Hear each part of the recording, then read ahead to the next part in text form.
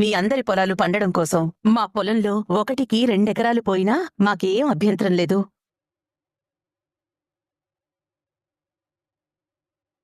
మీ ఇష్ట ప్రకారమే కాలువలు తవ్వుకోండి. ఇక్కడ ఒక చిన్న సమస్య ఉందమ్మా.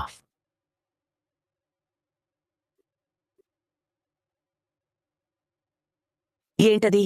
మీ పొలం గుండా మా పొలంలోకి నీళ్లు రావాలంటే మధ్యలో మీ కోడలు గారి పొలం ఉందమ్మా.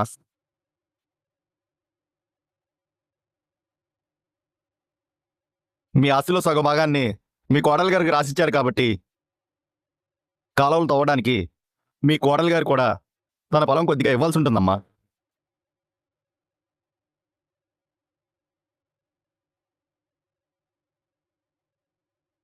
అదెందుకిచ్చిద్ది? చచ్చినా ఇవ్వదు. మీరు మీ కోడలు గారికి ఒక మాట చెప్తే నీటి సమస్య తీరిపోతుందమ్మా. ఆ అమ్మాయికి ఇవ్వాల్సిన ఆస్తిని మీ అందరి సమక్షంలోనే చెంచలమ్మ రాసిచ్చేసింది. అది మీకు కూడా తెలుసు. ఇప్పుడు ఆ అమ్మాయి ఆస్తులకి పొలాలకి చెంచలమ్మకి ఎటువంటి సంబంధం లేదు.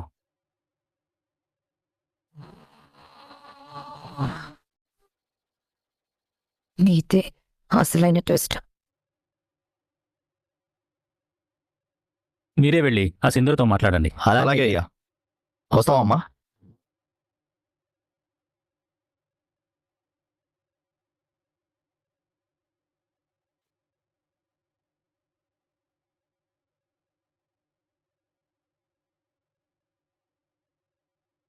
అమ్మాయి గారు, అమ్మాయి గారండి.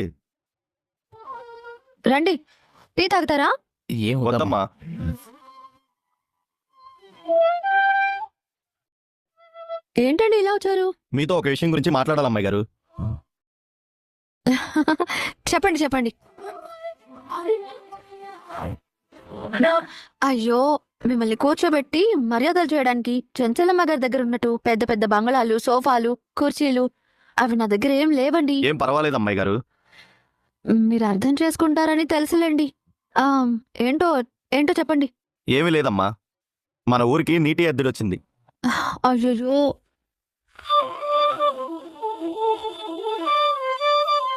చెరువు నుండి కాలువ తవ్వించడానికి చెంచలమ్మ గారు తన పొలం ఇస్తున్నారు. చెంచలమ్మ గారిది పెద్ద మనసు. ఊరి జనం కోసం ఏమడిగినా ఆవిడిస్తుంది. మా పొలానికి నీళ్లు రావాలంటే మీ పొలం నుంచి కూడా కాలువ తవ్వాల్సిందే అమ్మా. మీరు కూడా పెద్ద మనసు చేసుకొని అనుమతి ఇవ్వగలిగితే ఊర్లో అందరికీ పంటలు పండుతాయమ్మా.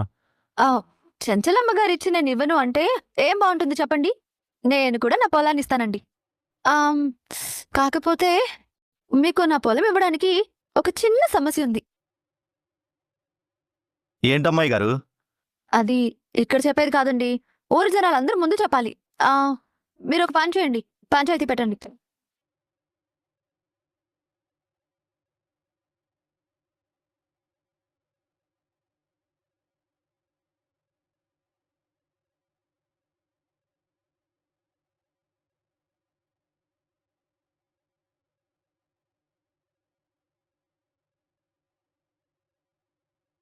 మీరు ఒకరి ముఖాలు ఒకరు చూసుకోవడం వల్ల ఏ ఉపయోగం ఉండదండి.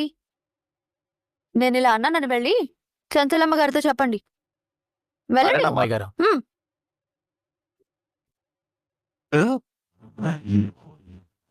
పొలం ఇవ్వడానికి ఒప్పుకున్నారు కదా అమ్మాయి గారు, మళ్ళీ పంచాయతీ రచ్చబండ దేనికి? పొలం ఇవ్వడం అంటే వంటింట్లో పోపు గింజలు ఇవ్వడం కాదు కదా బాబాయ్. అందుకే ఈ విషయం పంచాయతీలోనే తేల్చుకోవాలి. అసలు ఏం చేద్దాం అనుకున్నారు అమ్మాయి గారు?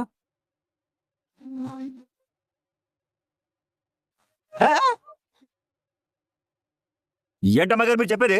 పెద్ద గొడవ అయిపోతుందండి. అవని బాబాయ్, నచ్చిన ఏ అవకాశాన్ని నేను వదులుకోను. ఏమండే, నాకు ఎందుకు భయంగా ఉందండి.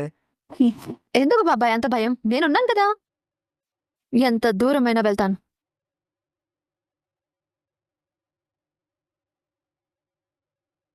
అమ్మాయి గారు, నేను పనికెళ్ళి వస్తానండి. సరేనండి, జాగ్రత్త.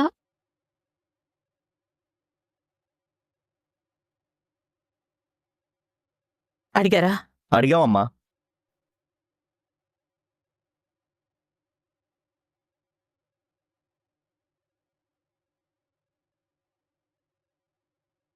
పంచాయతీ ఏంటి? పంచాయతీ అంటే చిన్నపిల్లలు ఆడుకునే ఆట స్థలం అనుకుంటుందా? ఇస్తే ఇస్తానని చెప్పాలి, లేదంటే ఇవ్వనని చెప్పాలి. మసాలా చేస్తోందా? చెంచలమ్మ, చూడండి, ఇది ఏ ఒక్కరి సమస్యో ఇంటి సమస్యో కాదు, ఊరందరికీ సంబంధించిన సమస్య. వ్యక్తిగతమైన ఆవేశాలకి పంతాలకి పోకూడదు. తను పొలం ఇస్తానందంట కదా, పంచాయతీలో ఏం మాట్లాడాలనుకుంటుందో వింటే నష్టమేముంది?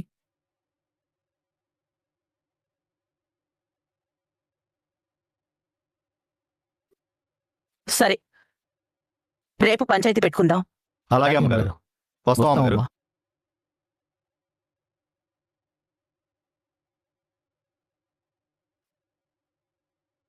జతిలో మాట్లాడతానందంటే ఖచ్చితంగా ఏదో పెద్ద ప్లానే వేసి ఉంటుంది. అందులో డౌటే ఉంది. చెంచలమ్మక్కతో ఏదో గొడవ పెట్టుకోవడానికి అలా చెప్పుకుంటుంది. ఇది తేలిగ్గా తీసిపారేయాల్సిన విషయం కాదు.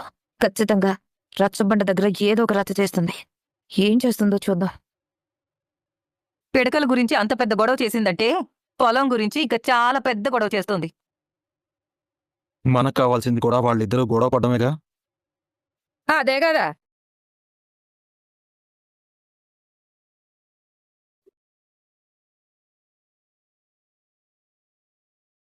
ఇవ్వను అని చెప్పడానికి పంచాయతీలో మాట్లాడడం ఏంటి? సింధూర రేపు పంచాయతీలో ఏం మాట్లాడాలనుకుంటోంది?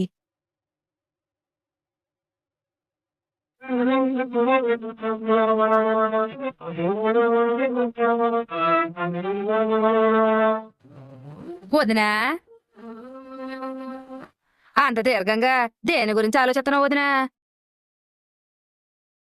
సింధూర పొలం గురించి పంచాయతీలో మాట్లాడతానంది కదమ్మా, దాని గురించే ఆలోచిస్తున్నట్టున్నారు అత్తమ్మ. ఇంతకు ముందు ఒకసారి నీ మీద ఫిర్యాదు చేసి పంచాయతీకి నిన్ను పిలిపించిందక్కా. అక్కడ అందరి ముందు ఆస్తి గురించి అడిగి నీ పరువు తీసింది కూడా. ఇప్పుడు కూడా అందరి ముందు నీ పరువు తీయడం కోసమే ఏదో ప్లాన్స్ వేసి ఉంటుందని మాకు అనుమానంగానే ఉంది వదినా. అదేదో మాస్టర్ ప్లాన్తోనే నిన్ను పంచాయతీకి రప్పించడానికి అలా చెప్పుంటుందత్తమ్మా. ఏదో ఒక రకంగా మీకు దగ్గరై మళ్ళీ ఇంట్లోకి అడుగు పెట్టడం కోసమే తను పథకం వేసుంటుందేమో అని నాకు అనుమానంగా ఉంది.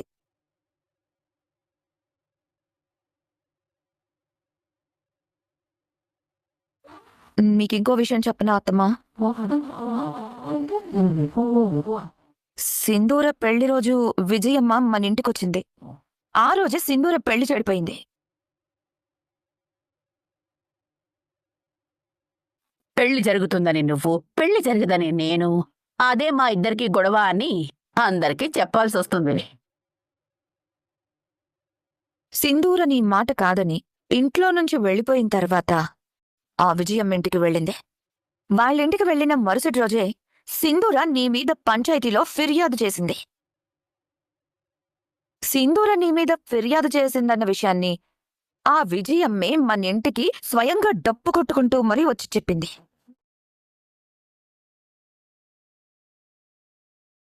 మొన్నొకసారి విజయమ్మ సింధూరని చూడ్డానికి ఇక్కడికొచ్చింది. వాళ్ళిద్దరూ ఏం మాట్లాడుకున్నారో తెలీదు కాని విజయమ్మ మావయ్యతో గొడవ పెట్టుకుని వెళ్ళింది.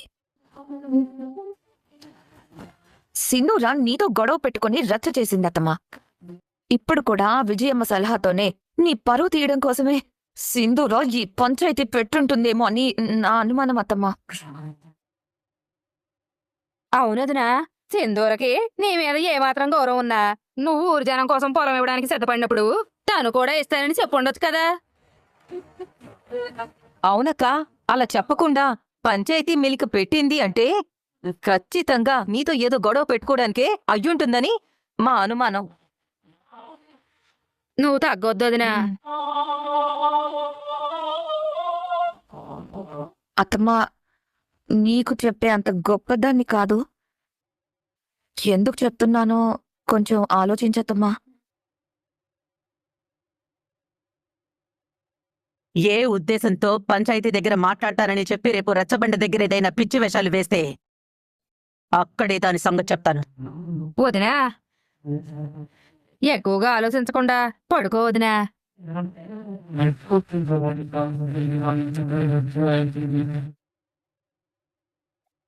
ఇప్పుడు పొలం వెలిగించాం కాబట్టి రేపు కూడా రచ్చబండ దగ్గర అగ్గి రాసుకుంటుంది మనం వచ్చిన పని అయిపోయింది వదినా పడుకోండి వదినా పాలు పంపించరా వద్దు. మీరు రాసామండి వదిన సరే పడుకోండి అత్తమ్మా. ఏమైంది పాప ఎందుకు అలా ఏడుస్తుంది? ఏమో తెలియదమ్మా. ఒకసారి ఇలా తీసుకురా.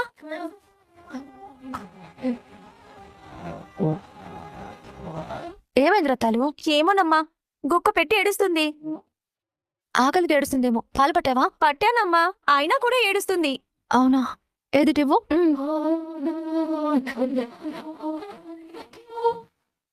ఇష్యూ అయ్యో ఏమైంది నాన్న?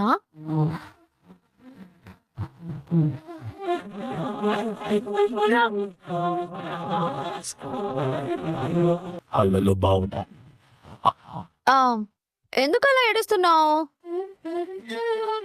ఎవరైనా చూస్తే పులిలాంటి చంచలమ్మ ఏడుస్తుందేంటి అనుకుంటారు.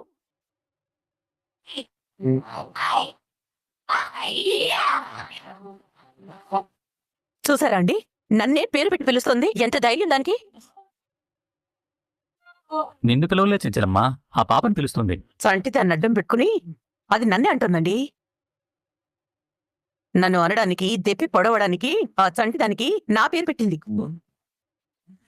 నాకు బాగా తెలుసండి. నువ్వెందుకు అలా అనుకుంటున్నావు? మీకు తెలీదండి, నాకు బాగా అర్థమవుతోంది. కడుపు నిండా పాలు తాగావు కదా, కంటి నిండా నిద్రపోవాలి కదా చంచలమ్మా. ఓ, నీకెందుకు నిద్ర రావట్లేదో నాకు ఇప్పుడు బాగా అర్థమైంది. ఎప్పుడేం జరుగుతుందోనని కంగారు పడి నిద్ర రావడం లేదు, అంతే కదా?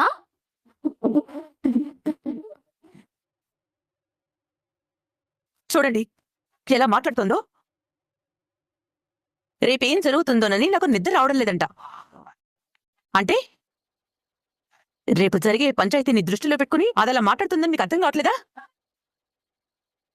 నాకు బాగానే అర్థమవుతుందండి. నీ మొహం చందమామలాగా చాలా అందంగా ఉంటుంది చెంచలమ్మా.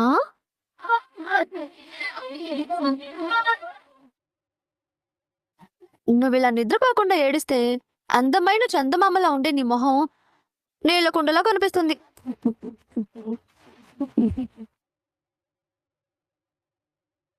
విన్నారా? నేను అందంగా ఉంటాను కాబట్టి నిద్ర లేకపోతే నా మొహం నీళ్ల కుండలో ఉంటుందట. తను మాట్లాడుతున్న ప్రతి మాట నా గురించే కదండి. అంటే నువ్వు అందంగా ఉంటావని నీకు నువ్వే చెప్పుకుంటున్నావా? అంటే నేను అందంగా ఉండునా? నా అందం గురించి నేను చెప్పుకుంటే తప్పే ఉంది. నువ్వు అందంగా ఉంటావు కాబట్టి నవ్వితే ఇంకా బాగుంటావు చెంచలమ్మా. అలా మొహం ముడుచుకుని ఉంటే చూసే వాళ్ళకి బాగుండదు చెంచలమ్మా.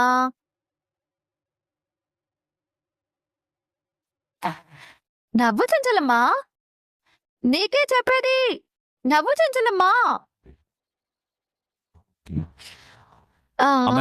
మీరు ఈ పాప గురించి అంటున్నారో లేకపోతే అమ్మగారి గురించి అంటున్నారో నాకు అర్థం కావట్లేదండి. నీకేమనిపిస్తుంది? నాకైతే అమ్మగారిని అంటున్నారు అనిపిస్తుందండి. అలాగే అనుకోండి, ఎవరికి ఎలా అనిపిస్తే అలాగే అనుకోండి. నేను మాట్లాడుతున్నది మాత్రం ఈ చంచలమ్మతోనే. ఏ చంచలమ్మ గురించో అనాల్సిన అవసరం నాకేముందండి?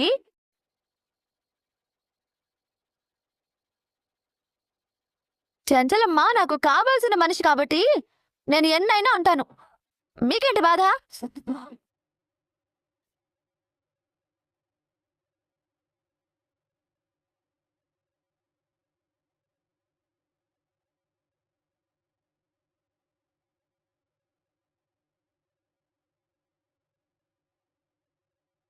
ఇప్పుడు చెప్పండి, నన్ను రచ్చబండకి ఎందుకు పిలిపించారు? చెరువు నీళ్ళని కాలువ ద్వారా మళ్లించడానికి చెంచలమ్మ తన పొలాన్ని రైతులకిచ్చింది.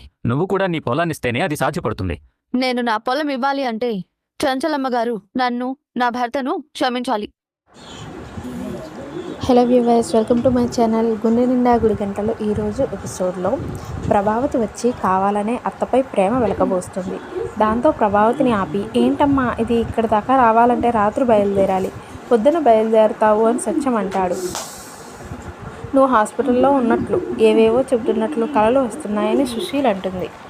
నాకు కూడా నువ్వు వస్తున్నట్లు కల వచ్చింది బాలు, చెబితే ఏడ్చావులే అని సుశీల అంటుంది. జ్వరానికి ఇంత చిక్కిపోయావేంట్రా, ముఖంలో కల లేదేంట్రా అని సుశీల అంటుంది. హాస్పిటల్ నుంచి వచ్చిన మనిషి ఇంకెలా ఉంటారు అని ప్రభావతి నోరు జారుతుంది. దాంతో అంతా షాక్ అవుతారు. నా కొడుకును హాస్పిటల్లో జాయిన్ చేయించారా, ఎందుకురా, ఏమైందిరా అని సుశీల కంగారు పడుతుంది. మా అమ్మ నోటి నుంచి మంచి మాటలు రావా, పెద్ద హాస్పిటల్ కాదు, చిన్న హాస్పిటల్, జ్వరమని వెళ్తే నీరసంగా ఉందన్నారు, దానికి మా అమ్మ 5 లక్షలు ఖర్చు అయినట్లు చెబుతుంది అని బాలు అంటాడు. అంతేనా, నా పీడకలలే నిజమైనట్లు కంగారు పడ్డాను రా అని సుశీల అంటుంది. దాంతో ప్రభావపై కోప్పడుతుంది సుశీల. తర్వాత బాలు మీనాను తిడుతున్న విషయంలో కోప్పడుతుంది. తర్వాత ప్రభావతి ఏదో చెప్పబోతుంటే సత్యం ఆపుతాడు. మనోజ్, రోహిణి వస్తారు, ఇంట్లో అందరికి కుంకుడు రసంతో స్నానం చేయించాల్సిందే అని సుశీల అంటుంది. తర్వాత మన కారు ఇంటి ముందు కనిపించడం లేదేంటి, నేను ఎంతో ముచ్చటపడి కొనిచ్చిన కారు రా, దేనికైనా గుద్దేయ లేదు కదా అని సుశీల అంటుంది. లేదే, ట్రిప్కి వెళ్ళిందని బాలు అంటాడు. సరే త్వరగా తెప్పించు, నేను గుడికి వెళ్ళాలి అని సుశీల లోపలికి వెళ్ళిపోతుంది. తర్వాత పండగ పూట అత్తింట్లో ఉండకుండా వస్తే వాళ్ళంతా బాధపడతారు. ఒక పూటలో నాకు ఏమైందా, అయిపోతుందా, సరే బామ్మ కారు గురించి అడుగుతుంది. ప్రేమగా కొనిచ్చిన కారు అమ్మేశారని చెబితే బాధపడుతుంది. నీ అద్దె కారు ఉందిగా అని బాలుని నిలదీస్తాడు సత్యం. అది ఓనర్కు ఏదో పని ఉందంటే ఇచ్చాను అని బాలు అంటాడు. సరే వెళ్ళి తీసుకురా, బామ్మకు ఎందుకురా లేనిపోని అనుమానాలు తెప్పించడం అని సత్యం అంటాడు. తెప్పించను, నువ్వు వెళ్ళు అని బాలు అంటాడు. తర్వాత నీకు వాడికి ఏంటి సమస్య, మీ ఇద్దరి మధ్య ఏదో సమస్య ఉంది, అదేంటో చెప్పు అని మీనాను అడుగుతుంది సుశీల. తర్వాత ఆయిల్ పెట్టుకుని స్నానం చేయడం ఏంటని మనోజ్ అంటాడు. తర్వాత చిన్నోడు ఏడిరా అని రవి అడుగుతుంది. దాంతో అంతా షాక్ అవుతారు. ఉండండి నేనే ఫోన్ చేస్తాను అంటుంది. అక్కడితో గుండె నిండా గుడి గంటల సీరియల్ ఎపిసోడ్ ముగుస్తుంది. మరిన్ని మగువా ఓ మగువా సీరియల్ ఎపిసోడ్స్ కోసం మన ఛానల్ని ఇప్పుడే సబ్స్క్రైబ్ చేసుకోండి.